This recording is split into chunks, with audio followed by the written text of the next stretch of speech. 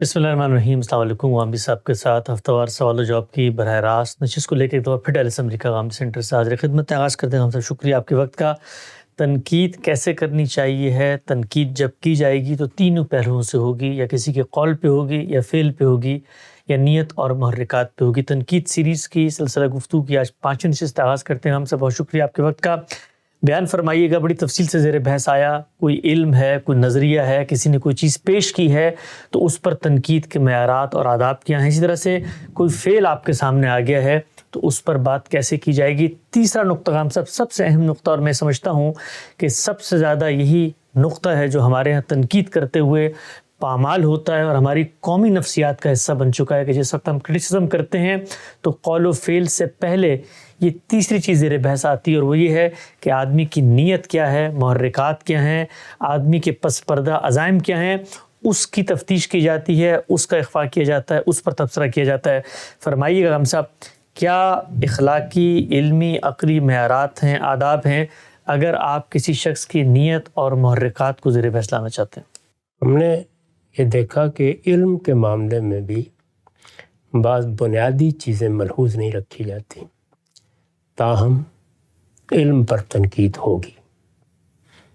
علم پر تنقید ہی سے دنیا میں نظریات کا ارتقاء ہوتا ہے، اسی سے نئے نئے حقائق واضح ہوتے ہیں، اسی سے انسانی تہذیب اپنا حسن اخذ کرتی ہے۔ عمل کے بارے میں بھی یہی بات ہم نے دیکھی کہ اس پر نقد ہونا چاہیے، تدبیر کے پہلو سے بھی ہوگا، اور انسان نے اگر اس میں کوئی اخلاقی اصول ملحوظ رکھے یا پامال کیے ان پر بھی تنقید ہوگی۔ اس میں کیا چیزیں ملحوظ رکھنی چاہیے اور وہ کیا چیزیں ہیں جو بالعموم ملحوظ نہیں رکھی جاتی، اور جب ملحوظ نہیں رکھی جاتی تو اس سے کیا فساد پیدا ہوتا ہے اور کس طرح کے بڑے گناہوں کا لوگ ارتکاب کر بیٹھتے ہیں۔ ان کا خیال تو یہ ہوتا ہے کہ وہ احقاق حق کر رہے ہیں، وہ اپنی ذمہ داری ادا کر رہے ہیں، وہ صحیح بات کہہ رہے ہیں، لیکن وہ یہ فراموش کر دیتے ہیں کہ اللہ تعالیٰ کے پیغمبر کی ہدایات کی خلاف ورزی کر کے وہ اپنے لیے کیا مصیبت خرید رہے ہیں، اور اللہ تعالیٰ کے حضور میں اپنے آپ کو کس درجے میں جواب دہی کے لیے پیش کر رہے ہیں۔ اس کے تمام پہلوؤں پر ہم تفصیل سے بات کر چکے ہیں۔ میں نے عرض کیا تھا کہ تیسری چیز یہی نیت، ارادہ اور محرکات۔ نیت، ارادہ اور محرکات اس کائنات کے پروردگاری کے علم میں ہوتے ہیں۔ میرے پاس، آپ کے پاس، کسی شخص کے پاس کوئی ذریعہ نہیں ہے کہ وہ ان کو جان سکے۔ ہم زیادہ سے زیادہ کسی شخص کے عمل سے ایک رائے قائم کر سکتے ہیں، یعنی یہ خیال کر سکتے ہیں کہ اس شخص کے عمل کو دیکھ کر بظاہر یہ لگتا ہے کہ اس کے پیچھے یہ محرکات ہیں۔ میں اس سے پہلے عرض کر چکا کہ عمل جیسی صریح چیز کے بارے میں بھی اگر کوئی بات ہمارے علم میں آتی ہے یا ہمارے مشاہدے میں آتی ہے تو ایک مرتبہ متعلق آدمی سے پوچھنا ہوگا کہ تم اس کے بارے میں کیا کہتے ہو۔ یعنی میری انڈرسٹینڈنگ یہ ہے، میں اس عمل سے یہ بات سمجھا ہوں کہ اب مجھے فلاں شخص نے بتایا ہے اور اس سے مجھے یہ خیال ہوتا ہے کہ بات میں کچھ وزن ہے، اس نے یہ کہا ہے کہ تم نے یہ کام کیا ہے، تو اگر تو وہ کوئی تدبیر کا مسئلہ ہے تو میں نے عرض کیا کہ اس میں کوئی خرابی نہیں ہے، اس لیے کہ تدابیر میں آپ کسی کی شخصیت پر حملہ آور نہیں ہوتے، اس کی عزت پر حملہ آور نہیں ہوتے۔ تدابیر تو ہوتی رہتی ہیں، ان میں بڑے سے بڑے شخص سے اختلاف کیا جا سکتا ہے، میں عرض کر چکا کہ پیغمبر سے بھی کیا جا سکتا، لیکن اگر مسئلہ اخلاقی ہے تو پھر میں نے بہت وضاحت کے ساتھ بتایا ہے کہ آپ کو پوچھنا ہوگا پہلے متعلق آدمی سے کہ میں نے یہ بات سنی ہے، میں نے یہ بات سمجھی ہے، کیا یہی نقطہ نظر ہے، کیا یہی رائے ہے، کیا یہی بات تم نے کہی ہے، کیا یہی عمل تم سے سرزد ہوا ہے، تو یہ ضروری ہے۔ اس کے بغیر آپ کوئی بات نہیں بیان کر سکتے، اور بیان کرتے وقت بھی اگر وقت آ گیا ہے کہ کسی عمل پر پبلک میں تنقید کی جائے، لوگوں کے سامنے تنقید کی جائے، تو یہ در حقیقت اس کی اب عزت کے خلاف ایک اقدام ہے. اور ہمارے دین میں جس طرح جان اور مال کو حرمت حاصل ہے اسی طرح عزت کو بھی حرمت حاصل ہے. رسالت مآب صلی اللہ علیہ وسلم نے تینوں کو ایک ہی جگہ رکھ کے کہا ہے کہ کسی کی عزت پر حملہ کرو گے تو یہ ایسے ہی ہے جیسے تم نے اس کو قتل کر دیا یا اس کا مال لوٹ لیا. یہ بڑا جرم ہے. تو اس لیے یہ لازم کر دیا گیا ہے کہ یا تو خاموش رہیے، جیسے کہ حضور نے کہا کہ کوئی خیر کی بات زبان سے نکالنی ہے تو نکالو، ورنہ خاموش رہو. پر یثبت، آدمی کو چاہیے کہ وہ پھر اپنی زبان پر قفل لگا کے رکھے، لیکن اگر زبان کھول رہا ہے تو ان مراحل سے وہ اپنی تنقید کو گزارے گا اور دوسروں کے سامنے بات کرتے وقت بھی یہ کہے گا کہ میں نے یہ بات سنی تھی، میں نے یہ بات دیکھی تھی، میں نے یہ بات سمجھی تھی، میں نے اس کو متعلق آدمی کے سامنے رکھا، انہوں نے اپنا یہ موقف بیان کیا، میرا چونکہ اس پہ اطمینان نہیں ہوا تو میں آپ کے سامنے اب یہ دونوں باتیں رکھ رہا ہوں. یہ تنقید کا طریقہ ہوگا عمل پر. یہ میں نے اس لیے خلاصہ کر دیا ہے کہ یہ معمولی باتیں نہیں ہیں. ان میں سے کسی کی بھی خلاف ورزی ہوتی ہے تو تعلقات پہ بگاڑ پیدا ہوتا ہے، گلے پیدا ہوتے ہیں، شکایتیں پیدا ہوتی ہیں، کام کرنے کے مواقع ختم ہوتے ہیں، قومی وحدت مجروح ہوتی ہے، جماعتیں بکھر جاتی ہیں، ادارے ختم ہو جاتے ہیں. آپ غور کر کے دیکھ لیں، لازماً ان میں سے کسی چیز کی خلاف ورزی ہو جائے گی. اس کا لحاظ رکھیں گے، جیسے کہ قرآن مجید نے سورہ احزاب میں تلقین کی کہ خبر آ جانا کافی نہیں ہے، مل جانا کافی نہیں ہے، فتبینوا، اب اس کی تحقیق ہونی چاہیے. تو تحقیق کے مراحل سے اگر آپ نے نہیں گزارا تو اس کے آگے قرآن نے کہا ہے کہ پھر آخری نتیجہ ندامت ہوگا. اور ندامت کا اظہار کرنا یا جا کے اعتراف کر لینا آسان کام نہیں ہوتا. پھر ایک بڑی آزمائش میں آدمی مبتلا ہو جاتا ہے کہ میں کس طرح اس بات کا اقرار کروں کہ ہاں میں نے یہ غلطی کی تھی. ان چیزوں کو پہلے ہی مرہوز رکھنا چاہیے. ہمارے ہاں تو اس کی کوئی پرواہ نہیں کرتا. نیت اور ارادہ یہ اللہ تعالیٰ ہی زیر پیس لا سکتے ہیں. یہ کہ وہی نیتوں کو جانتے ہیں، وہی محرکات کو جانتے ہیں. چنانچہ رسالت مآب صلی اللہ علیہ وسلم نے جو کچھ اس معاملے میں فرمایا ہے یہ آپ دیکھ لیجئے، اس میں ایک ایک چیز کو بیان کر دیا ہے. قرآن مجید نے اس کی بنیاد رکھی. سورہ احزاب میں جو ہمیں ہدایات دی گئی ہیں ان کو پڑھیے. ان میں بتایا گیا ہے کہ یہ جاننے کی صحیح کرنا کہ نیت اور محرکات کیا ہیں، پس منظر میں کیا بات ہے، پیچھے اصل میں کیا ہے، نہیں، اس کی کوئی گنجائش نہیں. ولا تجسسوا، یہ کام کسی کو کرنا ہی نہیں ہے. اور کیوں نہیں کرنا؟ اس لیے کہ اجتنبوا کثیرا من الظن ان بعض الظن اثم، کیونکہ تم یہاں کوئی براہ راست ذریعہ رکھتے نہیں. جب یہ بات کرو گے کہ یہ نیت ہے، یہ محرکات ہے، یہ ارادہ ہے، تو کیا کرو گے؟ گمان کرو گے. اور ظن وہ چیز ہے کہ اس میں زیادہ تر غلط ہوتے ہیں اور نتیجے کے طور پر تم ایک بڑی حق تلفی کا ارتکاب کر دیتے ہو اور ایک کبیرہ گناہ کر کے اپنے آپ کو خطرے میں ڈالتے ہو. یہی بات کہی قرآن مجید نے.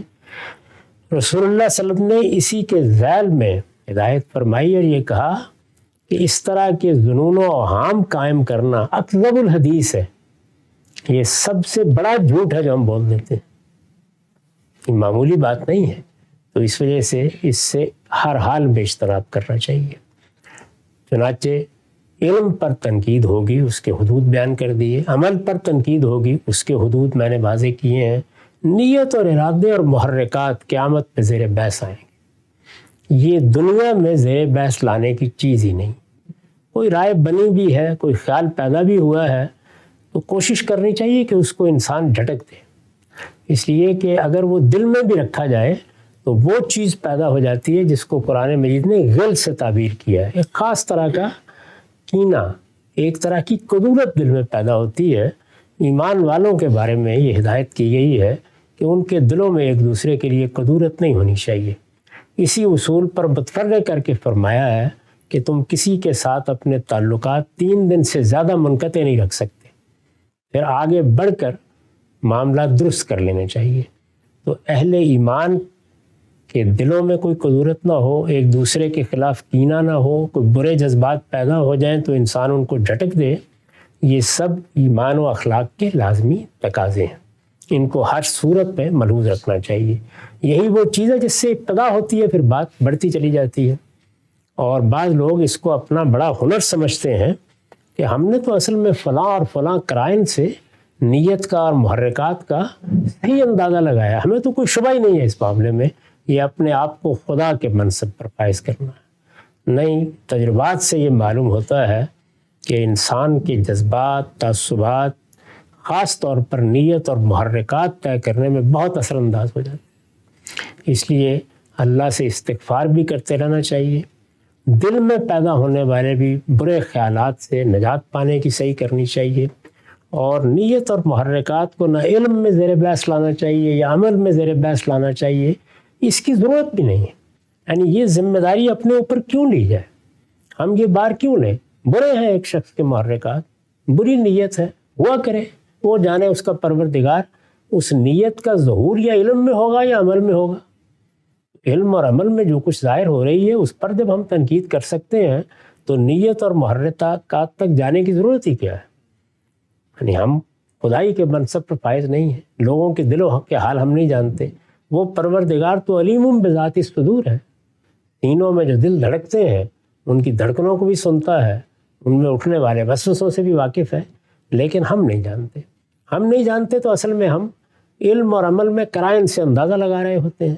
یہ اندازے جس طرح کے قرآن مجید نے کہا ان بعض الظن اسم، یہ زیادہ تر غلطی ہوتے ہیں، ان میں انسان حدود سے تجاوز کرتا ہے، ان میں وہ اپنا دل بھی میلا کرتا ہے، تعلقات بھی خراب کرتا ہے، وہ مسلمانوں کی کسی بھی درجے کی وحدت ہو اس کو نقصان پہنچاتا ہے۔ یہ بات کہ ہم مل کر کام کریں گے، وہ کوئی ادارہ ہو سکتا ہے، وہ کوئی کاروباری معاملہ ہو سکتا ہے، یہ غور کر کے دیکھ لیجئے، اس میں بھی یہ اعتماد ہے جس کی بنیاد پر روپیہ لگایا جا رہا ہے، وقت دیا جا رہا ہے۔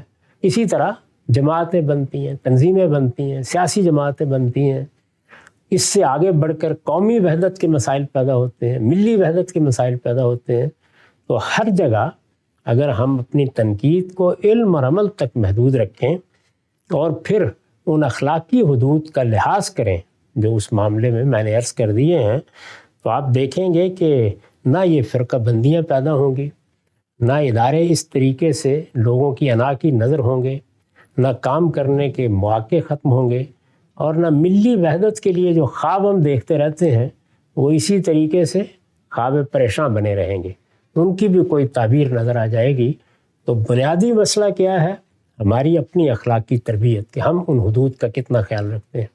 تو اس وجہ سے اس میں تو کوئی آداب بیان کرنے کی ضرورت ہی نہیں ہے، اللہ تعالیٰ نے اس کو ہمارے لیے لازم کر دیا ہے کہ ہم اس سے اجتناب کریں۔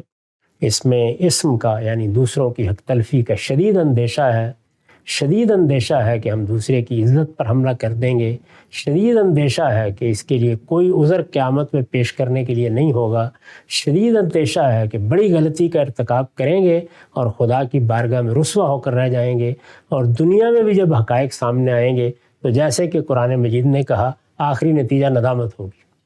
تو اس سے ہر حال میں بچنا چاہیے۔ میں اب اس کی آپ کے سامنے کچھ مثالیں رکھوں گا جس سے یہ بات واضح ہو کہ محض اس معاملے میں احتیاط اگر کی جائے تو کتنے غیر معمولی نتائج نکلتے ہیں۔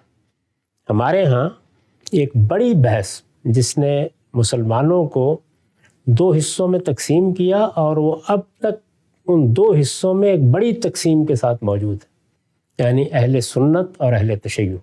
یہ دونوں گروہ اس وقت مسلمانوں کے بڑے گروہ سمجھے جاتے ہیں، کروڑوں کی تعداد میں لوگ اپنے آپ کو اہل سنت یا سنی کہتے ہیں۔ اپنے بارے میں تو میں عرض کر چکا ہوں کہ میری ایک ہی شناخت ہے اور وہ مسلمان کی شناخت ہے، اور میں لوگوں کو بھی یہ تلقین کرتا ہوں کہ وہ ان چیزوں سے بالاتر ہو کر اپنی مذہبی شناخت ایک ہی رکھیں۔ ہمارا نام ہمارے باپ ابراہیم نے مسلمان رکھا ہے، ہمیں اپنے آپ کو اسی حیثیت سے متعارف کرانا ہے۔ جو باقی شناختیں ہیں وہ جائز شناختیں ہیں، یعنی میرا نام ہے، میرا وطن ہے، میری قوم ہے، ان سب کے حوالے سے انسان اپنا تعارف کرائے، لیکن مذہبی شناخت جب زیر بحث آئے تو یہی کہنا چاہیے۔ ہمارے یہاں بہت سے لوگ کہتے ہیں کہ فلاں شخص نے کوئی نیا فکر پیش کر دیا ہے، اس سے ایک فرقہ وجود میں آ جائے گا۔ وہ کیوں وجود میں آتا ہے؟ اسی لیے وجود میں آتا ہے کہ ہم کسی نئی بات کو اختیار کرتے ہیں، پھر ایک نام رکھتے ہیں اور اس کو اپنی شناخت بنا لیتے ہیں۔ ہم فیصلہ کر لیں کہ ہم رائے کو اختیار کریں گے، ہم اپنے اساتذہ کی حیثیت سے کسی کو اگر اس قابل سمجھیں گے کہ اس کی رائے کی پیروی کریں تو ضرور پیروی کریں گے، حق کا ساتھ دیں گے، لیکن اس کے لیے کوئی نئی شناخت اختیار کرنے کی ضرورت نہیں ہے۔ وہ شناخت جو ہماری مذہبی شناخت اللہ کے پیغمبروں نے بنا دی ہے وہی شناخت ہے۔ چنانچہ اسی پر متفرع کر کے میں نے یہ کہا تھا کہ مذہبی بنیاد پر کوئی جماعت بھی نہیں بننی چاہیے، اس کی کوئی ضرورت نہیں ہے۔ اللہ کے پیغمبروں نے جو جماعت المسلمین بنا دی ہے، مسلمانوں کی جماعت، ہم سب اس کا حصہ ہیں، اور اس لحاظ سے ہمیں اگر کوئی خدمت کرنی ہے تو اس جماعت کے خدام کی حیثیت سے کرنی ہے، نہ کہ اس کے اندر سے اپنے لیے الگ الگ مسجدیں بنانی ہیں، اس کی کوئی ضرورت نہیں ہے۔ میں عرض کر رہا ہوں کہ یہ بڑا اختلاف پیدا ہوا، اور جس کے نتیجے میں مسلمانوں کے 2 فرقے یا 2 گروہ وجود میں آ گئے۔ ان دونوں گروہوں میں اب یہ معاملہ نہیں ہے کہ وہ کوئی ماضی کا حصہ بن گئے ہیں یا چند لوگ ان کو ماننے والے ہیں، کروڑوں کی تعداد میں لوگ اس وقت موجود ہیں۔ یعنی اگر مسلمانوں کی آبادی 1.5-2 ارب ہے تو اس میں وہ بھی کروڑوں کی تعداد میں ہے اور یہ بھی کروڑوں کی تعداد میں ہے۔ اتنی بڑی تعداد میں یہ لوگ ہیں، اور یہ دیکھیے کہ اتنے لمبے عرصے سے ان کے درمیان وہ موافقت، وہ محبت جو اختلافات کے باوجود رہنی چاہیے، اس کا فقدان محسوس ہوتا ہے۔ اس وقت بھی اگر آپ غور کریں تو ایسے لگتا ہے کہ جیسے یہ اختلاف ایسا ہے کہ اگر کسی نے ہوا دے دی تو آگ بھڑک اٹھے گی، گویا چنگاریاں ہر وقت پڑی ہوئی ہیں۔ عالمی سطح پر جو اس وقت نقشہ بنتا ہے اس میں بھی اگر غور کر کے دیکھیں تو یہ معلوم ہوتا ہے کہ ایک صف بندی سی ہوئی ہے، یعنی اس میں اگر کوئی اچھی خبر ملتی ہے تو کچھ اچھا سانس بھی آنے لگ جاتا ہے، ورنہ یہی خیال ہوتا ہے کہ کچھ معلوم نہیں کہ کب یہ شیعہ سنی اختلاف کیا نتائج پیدا کر دے گا۔ پھر مجالس میں مختلف موقعوں پر قانون سازی کی ضرورت بعض جگہ پہ پڑ گئی ہے، لوگوں کے درمیان جنگ و جدال کی نوبت آ جاتی ہے۔ کیوں آتی ہے؟ وجہ کیا ہے؟ علمی اختلاف کی بنیاد پر تو یہ نہیں ہونا چاہیے نا۔ علمی اختلاف کو اب دیکھیں وہ کیا ہے، اگر آپ اس کو علم کی دنیا میں رکھیں تو اس اختلاف کو دلائل سے بیان کیا جا سکتا ہے، اس اختلاف پر قیامت تک لوگ قائم رہ سکتے ہیں، اس سے فرق نہیں پڑتا کوئی۔ وہ اختلاف یہ ہے کہ اللہ تعالیٰ کے دین میں حکومت قائم کرنے کے لیے کیا طریقہ مقرر کیا گیا ہے۔ ایک فرقے کا یا ایک گروہ کا یا مسلمانوں کی ایک بڑی جماعت کا خیال یہ ہے کہ اللہ تعالیٰ نے اس کے لیے امرہم شورا بینہم کا طریقہ ہی پسند فرمایا ہے، اس معاملے کو مسلمانوں پر چھوڑ دیا ہے۔ مسلمانوں نے اپنی رائے اور مشورے سے کسی کو حکمران بنانا ہے، وہ جس کو حکمران بنا لیں گے، ان کی اکثریت کی تائید جس کو حاصل ہو جائے گی، وہ ان کا جائز حکمران ہے، اس کی اطاعت کرنی چاہیے، اس کی بات ماننی چاہیے۔ ہمیں مسلمانوں کے اس فیصلے سے اختلاف ہو سکتا ہے، مجھے اختلاف ہو سکتا ہے، آپ کو اختلاف ہو سکتا ہے، ہم اپنے اختلاف کا اظہار کرنے کا بھی حق رکھتے ہیں۔ ہم شائستگی کے ساتھ یہ بتائیں گے کہ یہ مسلمانوں نے صحیح انتخاب نہیں کیا، لیکن پابندی کریں گے، قانون کی خلاف ورزی نہیں کریں گے، کوئی فساد نہیں برپا کریں گے، کوئی انتشار نہیں پیدا کریں گے، اس کی پابندی کرتے ہوئے، اطاعت کرتے ہوئے، قانون کو مانتے ہوئے اپنا حق تنقید استعمال کرتے رہیں گے۔ اور حق تنقید وہی یا علم پر تنقید ہوگی یا عمل پر تنقید ہوگی، اس بات پر بھی ہم تنقید کر سکتے ہیں۔ دوسرا گروہ یا دوسری جماعت اصرار کرتی ہے کہ یہ حق مسلمانوں کو نہیں دیا گیا، مسلمان یہ فیصلہ کر ہی نہیں سکتے، یہ حق اللہ تعالیٰ نے اپنے پاس رکھا ہے، چنانچہ وہی مسلمانوں کے لیے امام کا انتخاب کرتا ہے یا مسلمانوں کے لیے ان کے حکمران کا انتخاب کرتا ہے۔ اسی کو عقیدہ امامت کہا جاتا ہے۔ یہ ایک علمی اختلاف ہے۔ اس علمی اختلاف کو دونوں گروہ دلائل کے ساتھ زیر بحث لا سکتے ہیں، بیان کر سکتے ہیں۔ یہ بات اگر کہی جا رہی ہے تو قرآن میں کہاں ہے، حدیث میں کہاں ہے؟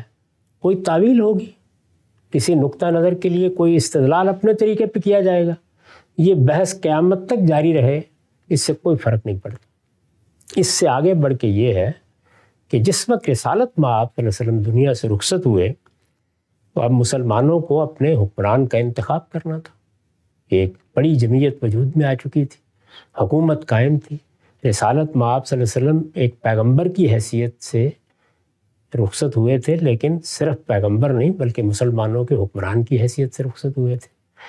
پیغمبری میں تو آپ کی جانشینی اب ہو نہیں سکتی تھی، وہ معاملہ ختم ہو گیا ہمیشہ کے لیے۔ اللہ تعالیٰ نے اعلان کر دیا کہ نبوت ختم کر دی گئی ہے، لیکن جو حکومت قائم ہوئی تھی اس کا نظم اب کسی نے سنبھالنا تھا۔ تو دونوں گروہوں کا نقطہ نظر یہ ہے کہ کیونکہ امرہم شورا بینہم کے اصول پر ہمیں حق حاصل تھا، تو ہم نے سیدنا صدیق کا انتخاب کر لیا، یا صحابہ کرام نے کر لیا، یا ان کی اکثریت نے کر لیا۔ دوسرے گروہ کا نقطہ نظر یہ ہے کہ نہیں، رسالت مآب صلی اللہ علیہ وسلم بتا چکے تھے کہ میرے بعد کون حکمران ہوگا، اور یہ فیصلہ سیدنا علی کے حق میں تھا، لیکن ان لوگوں نے اس فیصلے کو نہیں مانا۔ اب یہ بھی ایک علمی تنقید ہے، یعنی یہ بات کہ جو فیصلہ حضور نے کیا تھا اس کو سیدنا ابو بکر و عمر ایسے نہیں سمجھتے تھے۔ انہوں نے نیک نیتی کے ساتھ یہ رائے قائم کی کہ یہ بات اس طرح نہیں ہے، قرآن مجید نے جو اصول بیان کیا ہے اسی پر حکومت قائم ہوگی۔ کسی موقع پر کوئی بات سیدنا علی کے بارے میں اگر رسول اللہ نے کہی ہے تو اس کا یہ مطلب ہے، اس کے یہ معنی ہے، وہ اس موقع کی بات ہے۔ تو یہ کیا ہو رہا ہے؟ یہ ایسے ہی جیسے قرآن مجید کی کسی آیت کو سمجھنے میں اختلاف ہو گیا، کسی روایت کو سمجھنے میں اختلاف ہو گیا، کسی چیز کو ماننے میں اختلاف ہو گیا، اس اختلاف کو ایسے ہی بیان کرتے چلے جائیے کہ سیدنا صدیق نے، سیدنا عمر نے اور صحابہ کرام کی ایک بڑی جماعت نے یہ بات قبول نہیں کی۔ انہوں نے رسالت مآب صلی اللہ علیہ وسلم کے فلاں اور فلاں ارشاد کا مطلب یہ سمجھا اور اس کے مطابق نیک نیتی کے ساتھ عمل کیا۔ آپ یہ کہیے کہ بڑا حادثہ ہو گیا، اتنے بڑے لوگوں نے بات صحیح نہیں سمجھی، یہاں تک بھی علمی تنقید ہے۔ اس سے آگے بڑھ کے آپ کہتے ہیں کہ نہیں، ہوس اقتدار میں انہوں نے اس بات کو قبول کرنے سے انکار کر دیا، غاصب تھے۔ اب آپ یہ بات کہیں گے تو اس کا مطلب ہے آپ نیت پہ تنقید کر رہے ہیں۔ جیسے ہی نیت پر تنقید ہوگی، جیسے ہی محرکات زیر بحث آئیں گے، پھر آپ نہ مل کے بیٹھ سکتے ہیں، نہ آپس میں گفتگو کر سکتے ہیں، نہ کسی چیز کو فیصل کر سکتے ہیں، نہ اس کا کوئی آخری نتیجہ نکل سکتا ہے۔ تو یہاں پر بھی کیا ہوا ہے، یعنی علمی اختلاف رکھنے میں کوئی معنی نہیں ہے۔ افراد کی نیت کیا ہے، محرکات کیا ہے، انہوں نے فلاں کام کیوں کیا ہے، ایک کام کیا ہے نا انہوں نے۔ یعنی جو تعویل یا تعبیر ایک گروہ یا ایک جماعت کر رہی ہے، انہوں نے نہیں مانا اس کو، ان کے یہاں وہ زیر بحث بھی نہیں آئی، سرے سے زیر بحث بھی نہیں آئی۔ یعنی وہاں یہ نہیں ہے کہ سیدنا علی رضی اللہ عنہ نے ایک تعبیر پیش کی، انہوں نے ایک تعبیر پیش کی، وہاں وہی کچھ نہیں ہے اس طرح کا۔ لیکن چلیے تھوڑی دیر کے لیے مان لیجئے کہ ایک واقعہ پیش آیا تھا، اس واقعے میں رسالت مآب صلی اللہ علیہ وسلم نے کچھ ارشاد فرمایا تھا، اس ارشاد کا یہ مطلب کہ اس میں سیدنا علی کو امام مقرر کر دیا گیا ہے اور اب انہی کو مسلمانوں کی حکومت سنبھالنی ہے، یہ ایک طے شدہ بات تھی۔ تو یہ علمی رائے ہوئی، اس کو آپ پیش کریں، اس کے دلائل دیں، یہ بتائیں کہ اس معاملے میں اس دور کے لوگوں سے بڑی غلطی ہو گئی، انہوں نے ان کو پہچاننے یا ان کا حق پورا کرنے سے انکار کر دیا، لیکن ان کی ایک رائے تھی، ان کا ایک نقطہ نظر تھا، اور وہ دیانتداری کے ساتھ یہ سمجھتے تھے کہ ایسی کوئی بات نہیں ہے، حضور کا یہ مطلب ہی نہیں تھا، یا یہ بات ہی ان کے ہاں زیر بحث نہیں آئی، یا یہ مسئلہ ان کے ہاں اس طریقے سے موضوع ہی نہیں بنا۔ یہ ساری باتیں آپ کہہ سکتے ہیں اور یہ یقین کے ساتھ بتا سکتے ہیں کہ ہماری رائے اس معاملے میں یہ ہے، ہمیں پورا اطمینان ہے، ہم نے اس روایت کو بھی دیکھ لیا ہے، ہمیں قرآن مجید کی روشنی میں بھی فلاں اور فلاں بات سمجھ میں آتی ہے، وہ آپ کی علمی رائے ہوگی، اس کو آپ یقین کے جس درجے پر چاہے فائز ہو کر پیش کریں، وہ آپ کا حق ہے۔ لیکن جس وقت آپ مخاطبین کے بارے میں یہ کہیں گے کہ انہوں نے جانتے بوجھتے اس بات کو قبول نہیں کیا، وہ اصلاً منافق ہو گئے تھے، ان کے پیش نظر یہی تھا کہ وہ اقتدار کو کسی ہاتھ سے نہیں جانے دیں گے، اور اس طرح سے گویا وہ غاصب بن کر حکومت کے منصب پر فائز ہو گئے۔ تو اب آپ نے نیت، محرکات، ہر چیز کو موضوع بنا لیا، اور جیسے ہی موضوع بنایا تو آپ قیامت میں جواب دہی کے لیے تیار ہو جائیں۔ اس کا لازمی نتیجہ یہی ہوگا کہ پھر آپ کو ان سب باتوں کے لیے بتانا پڑے گا، اور اس میں اس سوال کا جواب دینا ہوگا جو رسول اللہ نے ایک موقع پر جب سارے قرائن موجود تھے اپنے ایک صحابی سے کہا تھا کہ حل شککت قلبہ، تم نے ان کے دل کو چیر کر دیکھ لیا تھا؟ تو ہم میں سے کوئی کسی کے دل کو چیر کر نہیں دیکھ سکتا۔ جو کچھ رائے ہمیں قائم کرنی ہے وہ ظاہر کے لحاظ سے قائم کرنی ہے، اور ظاہر میں جو چیز آتی ہے وہ یا علم ہوتا ہے یا وہ عمل ہوتا ہے۔ اسی طرح اس سے آگے بڑھیے، دوسرا بڑا معاملہ اس وقت ہوا جس وقت سیدنا عثمان دنیا سے رخصت ہوئے، یعنی ان کو شہید کر دیا گیا۔ یہ اس وقت کی تاریخ کا ایک آخری درجے کا مظلومانہ واقعہ تھا۔ وہ لوگ جو دائیں بائیں جہاں تہاں سے جمع ہوئے تھے، انہوں نے مدینے میں قبضہ کر لیا، مسجد پر قبضہ کر لیا، بالکل بلوائیوں کے طریقے پر حملہ آور ہو گئے اور سیدنا عثمان شہید کر دیے گئے۔ ان کی شہادت کے بعد ظاہر ہے کہ نظم حکومت کا مسئلہ پیش آ گیا۔ پھر حکومت کے نظم کو معطل نہیں رکھا جا سکتا، کوئی اب عارضی فیصلہ کرنا ہوگا، کوئی عبوری فیصلہ کرنا ہوگا یا مستقل فیصلہ کرنا ہوگا۔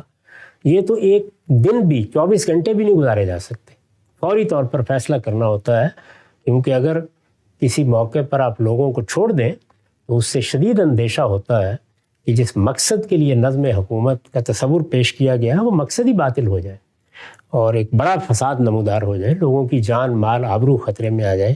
تو فیصلہ کرنا تھا، اس فیصلے میں پھر دو رائے ہو سکتی تھی۔ جیسے میں نے عرض کیا، علمی لحاظ سے بعض اوقات دو رائے ہوتی ہیں اور بعض اوقات صورتحال کے لحاظ سے دو رائے ہوتی ہیں۔ ایک رائے یہ ہو سکتی تھی کہ فوری طور پر جو شخص بھی میسر ہو وہ حکمران کی حیثیت سے ذمہ داری سنبھال لے۔ اس وقت اگر آپ دیکھیں تو جو آخری شورا ہوئی ہے، یعنی جس میں سیدنا عثمان کا انتخاب ہوا تھا، تو مقابل میں کون سی شخصیت تھی؟ سیدنا علی تھے۔ تو اس کا مطلب یہ ہے کہ اس وقت تک پہنچتے پہنچتے مسلمانوں کی قیادت میں وہی تنہا شخص تھے جن کی طرف نگاہ اٹھ سکتی تھی۔ اس وقت صورتحال یہی تھی، ابھی کوئی دوسری ایسی بڑی قیادت سامنے نہیں آئی تھی۔ صحابہ کی جو روایت چلی آ رہی تھی اس میں سب سے ممتاز شخصیت وہی تھی۔ تو لوگوں نے انہی کو کہا کہ ذمہ داری سنبھال لیں، لیکن کہنے والوں میں یہ بات تو طے ہے کہ وہ لوگ بھی شامل تھے جنہوں نے بلوا کیا تھا، جو اس وقت آئے تھے۔ سیدنا علی رضی اللہ عنہ نے اس موقع پر ایک فیصلہ کیا۔ اس فیصلے کو بھی آپ علمی لحاظ سے ہدف تنقید بنا سکتے ہیں۔ علمی لحاظ سے کا مطلب کیا ہے کہ یہ فیصلہ بھی وہ کر سکتے تھے کہ وہ معاملے کو معلق رکھیں، عارضی طور پر نظم و نسق سنبھالیں اور پھر پوری سلطنت میں جو لوگ اثر و رسوخ پیدا کر چکے ہیں ان سب کو بلائیں اور سب کو بلا کر پھر ان کو موقع دیں کہ وہ فیصلہ کریں۔ یعنی یہ ایک طریقہ ہو سکتا تھا۔ اور دوسرا طریقہ یہ ہے کہ فوری طور پر نظم سنبھال لیں۔ وہی ایک شخص تھے جن کی طرف نگاہیں اٹھ سکتی تھیں، جیسے سیدنا عمر نے ایک فیصلہ کیا تھا سیدنا صدیق کے بارے میں، تو اسی طرح کا فیصلہ اس وقت کر لیا جائے۔ اور اس میں کوئی شبہ ہی نہیں ہے کہ سیدنا علی کی شخصیت یہ حیثیت بھی رکھتی تھی، اور یہ توقع کی جائے جیسے کہ سیدنا عمر نے کہا کہ مجھے توقع تھی کہ میں نے ایک ایسی شخصیت کے بارے میں اقدام کر دیا ہے کہ تختہ لانا اکیلا ہے۔ تو یہاں پر بھی یہ خیال کیا جا سکتا ہے کہ ہم نظم و نسق کو ٹھیک کر لیں گے، لوگ مطمئن ہو جائیں گے۔ تو یہ تدبیر کا اختلاف ہوا، یعنی یہاں پر کوئی علم کا اختلاف نہیں ہے، ایک صورتحال میں کیا اقدام کیا جائے۔ یہ صورتحال مجھے بھی پیش آ سکتی ہے، آپ کو بھی پیش آ سکتی ہے، 10 لوگوں کو پیش آ سکتی ہے۔ اس میں ایک فیصلہ کیا گیا، تنقید کریں اس پر کہ یہ تدبیر کے لحاظ سے ٹھیک نہیں کیا گیا، لوگوں کا انتظار کرنا چاہیے تھا۔ دونوں رائے ہو سکتی ہیں۔ اس میں آپ یہ کہیں کہ نہیں، اصل میں تو اقتدار کے لیے بےتابی تھی، اس میں یہ دیکھا ہی نہیں، یعنی پھر آپ نیت پر چلے گئے، پھر محرکات پر چلے گئے۔ آخر یہ کیوں خیال نہیں کیا جا سکتا کہ نہایت نیک نیتی کے ساتھ صورتحال کا اندازہ کرنے میں کسی بڑے صاحب علم سے غلطی ہو گئی؟ کر سکتے ہیں نا۔ ایک دوسرا آدمی یہ کہہ سکتا ہے کہ نہیں، اس میں کوئی غلطی کی بات نہیں، یہی فیصلہ ہونا بھی چاہیے تھا، اور وہ اس سے استدلال بھی کر سکتا ہے کہ سیدنا علی کے سوا آخر تھا کون جس کی طرف نگاہ اٹھتی۔ یہ سارے دلائل دیے جا سکتے ہیں۔ جب آپ یہ دلائل دیں گے اور تدبیر کے حد تک بات کریں گے تو کوئی خرابی نہیں۔ روایتوں میں پڑھا ہوگا کہ خود سیدنا علی کے صاحبزادے حسن رضی اللہ عنہ نے اسی اصول پر اپنے والد پر نقد کیا اور یہ کہا کہ میں نے آپ کو یہ مشورہ دیا تھا، آپ نے اس وقت میرا مشورہ نہیں مانا۔ تو تدابیر کے معاملے میں تو میں نے عرض کیا کہ پیغمبر پر بھی تنقید ہو سکتی ہے، پیغمبر کو بھی مشورہ دیا جا سکتا ہے۔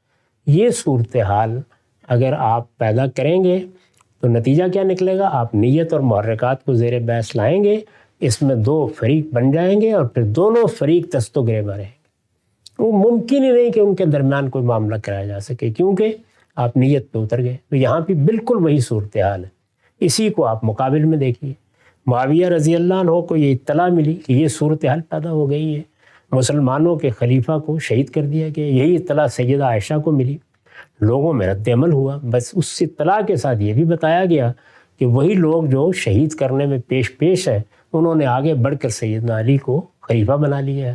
اب یہاں پر بھی وہ دونوں آرا ہو سکتی، ایک یہ کہ دیکھنے والے دیکھ رہے ہیں کہ یہ کیا ہوا ہے، ایسا نہیں ہونا چاہیے تھا، معاملے کو معلق ہونا چاہیے تھا۔ یہ کیسے ہو سکتا ہے کہ وہ لوگ جو بلوا کر کے آئیں، اتنی بڑی تعداد میں آ کر امہات المومنین کے ساتھ بد تہذیبی کریں، مسجد پر قبضہ کر لیں، خلیفۃ المسلمین کو شہید کر دیں، انہی کو ساتھ لے کر حکومت قائم کر لی جائے؟ ہو سکتا ہے نا یہ تدبیر کی غلطی ہوگی، اس پر گفتگو کریں گے۔ اسی طرح کوئی دوسرا آدمی یہ کہہ سکتا ہے کہ حالات ایسے تھے، اس میں اس کے سوا کوئی چارہ نہیں تھا، اور اس میں جو آدمی ایک رائے رکھتا ہے وہ کہتا ہے کہ میں اس حکومت کے انعقاد ہی کو نہیں مانتا۔ یہ بھی ایک علمی رائے ہے، یہ بھی ایک تدبیر کا معاملہ ہے۔ اس کو اس جگہ رکھ کے اس پہ تنقید کیجیے اور قیامت تک کرتے رہیے، کوئی فرق نہیں پڑے گا۔ لیکن جیسے ہی آپ یہ کہیں گے کہ یہ تو اصل میں پرانی منصوبہ بندی تھی، مقصد یہ تھا کہ اقتدار حاصل کرنا ہے، موقع مل گیا تو اس کے بعد پھر پشت و خون کا بازار گرم کر دیا گیا۔ تو یہ ساری باتیں جتنی ہیں ان میں سے ایک ایک کا آپ جائزہ لے کے دیکھ لیں۔ میں نے یہ اس دور کی بات کی ہے جب صحابہ اکرام کی جماعت موجود ہے۔ اگر آپ نیت اور محرکات پر جائیں گے تو آپ اپنی تقدیر بھی کھوٹی کریں گے، قیامت میں بھی اپنے آپ کو ایک بڑی ذمہ داری کے ساتھ پیش کر دیں گے، اور مسلمانوں کے اندر بھی ہمیشہ کے لیے اناد کا بیج بو دیں گے۔ یہ ممکن ہی نہیں ہے کہ پھر وہ ایک جگہ بیٹھ سکیں، ایک دوسرے پہ اعتماد کر سکیں، ایک دوسرے کے ساتھ شائستگی سے بحث کر سکیں، اور علمی اختلاف کو علمی طریقے سے حل کرنے کی تدبیریں سوچ سکیں۔ ممکن ہی نہیں رہے گا۔ تو یہ نیت اور محرکات پر جانا اتنا خطرناک ہے، اس لیے ہمارے پروردگار نے ہمیں روک دیا کہ یہ سب سے جھوٹی بات ہوتی ہے جو نیت اور محرکات کے بارے میں کہہ دی جاتی ہے، اس سے اجتناب کرو، اس سے تم بڑی حق تلفی کا ارتکاب کرو گے، اور حق تلفی ایک کبیرہ گناہ ہے، اس کے قریب بھی نہیں جانا چاہیے۔ بہت ہی شاندار طریقے سے پورا کا پورا یہ زاویہ نظر سامنے رکھا گیا کہ نیت، محرکات، لوگوں کے ارادے اور ان کے دل میں کار فرما منصوبوں کے بارے میں اگر کوئی بات کرنی ہے، زبان کھولنی ہے، تو یہ کتنا خطرناک کام ہے۔ لیکن ہم یہ دیکھتے ہیں کہ بہت سارے لوگوں کی نیت ان کے اعمال میں ڈھل جاتی ہے، نظر آ رہا ہوتا ہے ان کے اقدامات سے کہ بندہ گریڈی ہے، حریص ہے، شہرت کا بھوکا ہے، یا بندہ جو ہے کسی کو نیچے کر کے آگے بڑھنا چاہتا ہے۔ اسی طریقے سے ایک استدلال یہ بھی پیش کیا جاتا ہے کہ بھئی ہم اصل میں اس کی نیت کے بارے میں تحقیق کرنے گئے ہیں، اس لیے لوگوں کو بتا رہے ہیں تاکہ اس کے بارے میں ان کی رائے بھی سامنے آ جائے تو ہم فیصلہ کر سکیں۔ اور یہ بھی کہا جاتا ہے کہ اگر کسی کی نیت خراب ہو، جو کہ دنیا میں ہوتی ہے لوگوں کی، تو باقی لوگوں کو بھی دنیا کو اس سے بچانا ہے، اس وجہ سے اس کو ایکسپوز کرنا ضروری ہے۔ ساری باتیں کہی جاتی ہیں، اس پہ غام صاحب کی رائے کیا ہے انشاءاللہ اگلی نشست میں پوچھیں گے۔ وقت یہاں پہ ختم ہوتا ہے، دوبارہ حاضر خدمت ہوں گے، اب تک آپ لوگ کا بہت شکریہ۔